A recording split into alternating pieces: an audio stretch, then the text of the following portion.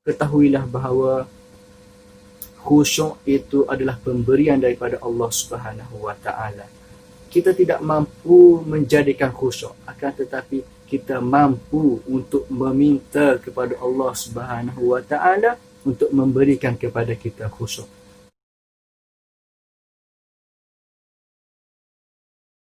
Khusyuk ditujukan kepada hati. Adapun khudu' ditujukan fil jawari, pada anggota badan kita. Maka ketika mana kita solat, maka hendaklah hati kita dan anggota tubuh kita semuanya perlu menghadap Allah Subhanahu wa taala.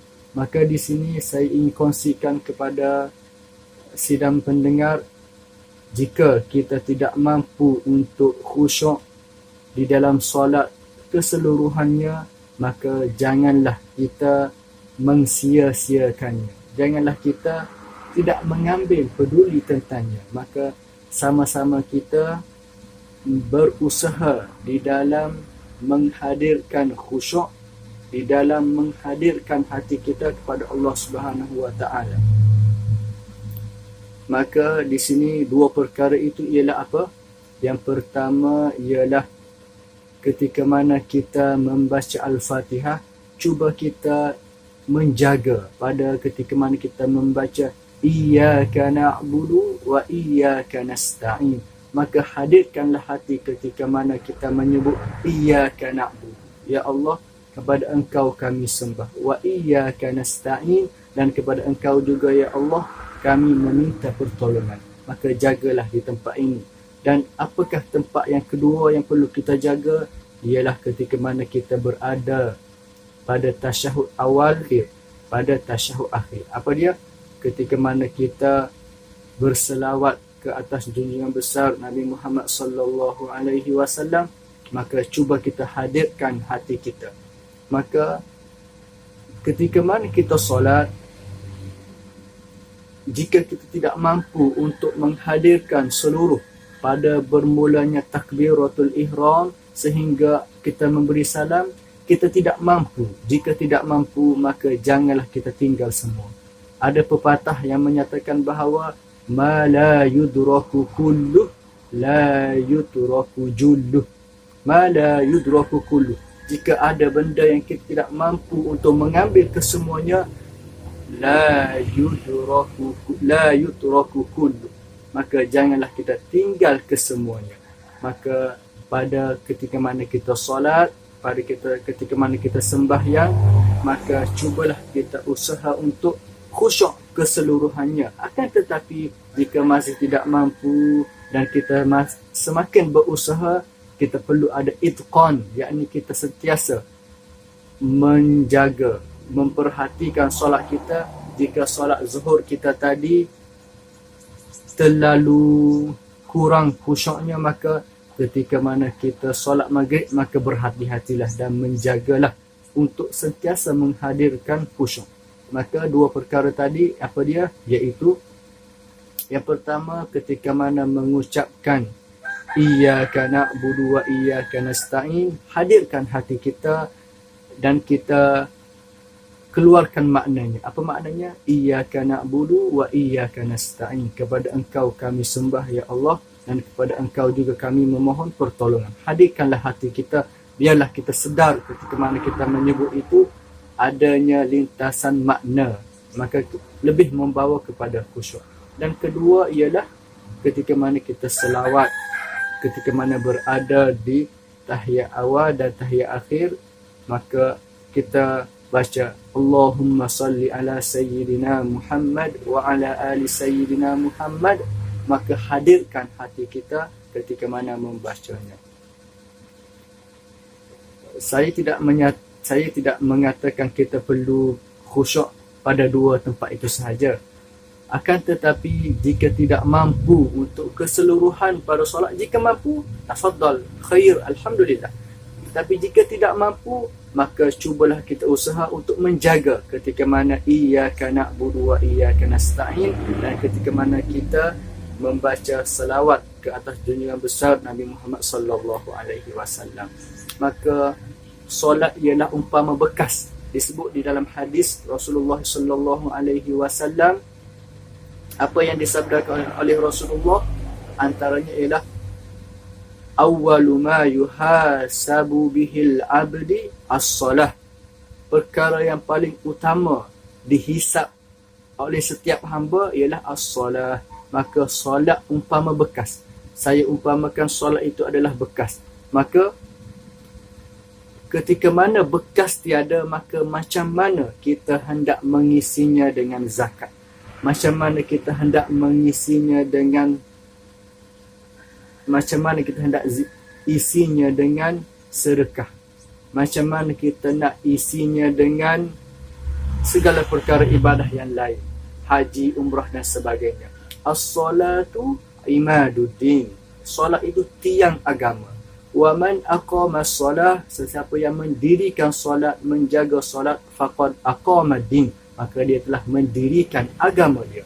Wa man tarakaha, sesiapa yang meninggalkan solat, tidak menghiraukan solat yang dilakukannya pada setiap hari, faqad hadama din, maka dia telah meruntuhkan agamanya sendiri.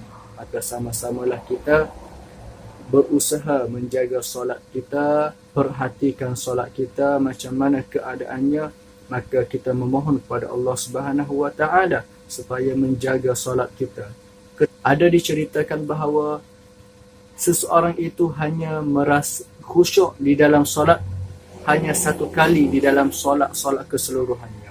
Ada yang hanya 10 kali ketika mana dia hidup, dia dapat solat dalam keadaan khusyuk.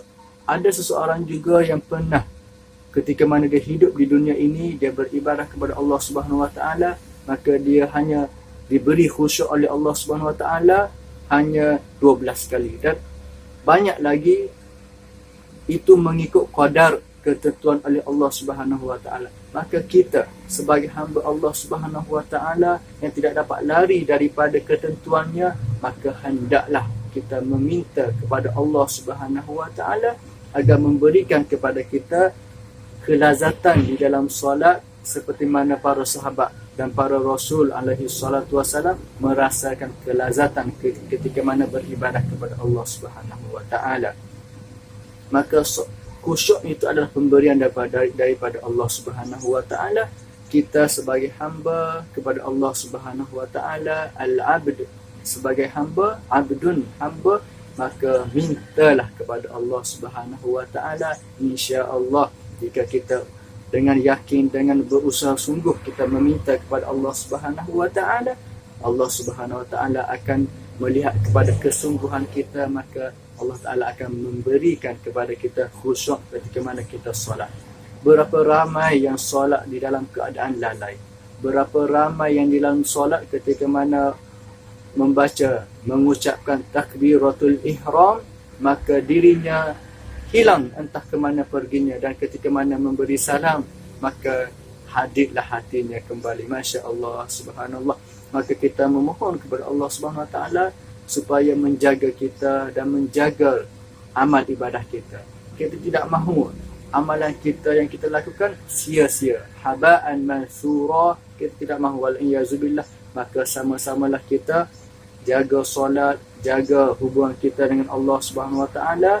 Hablum minallah wa hablum minan nas. Insya-Allah kita akan menjadi hamba yang baik, hamba yang soleh. Maka apabila kita diredai oleh Allah Subhanahu wa taala, maka Allah akan kasihankan kepada kita dan memberi kepada kita syurga dan dirahmati olehnya, insya-Allah. Maka apa yang perlu kita tahu mengenai solat ialah kita belajar ilmu mengenai solat.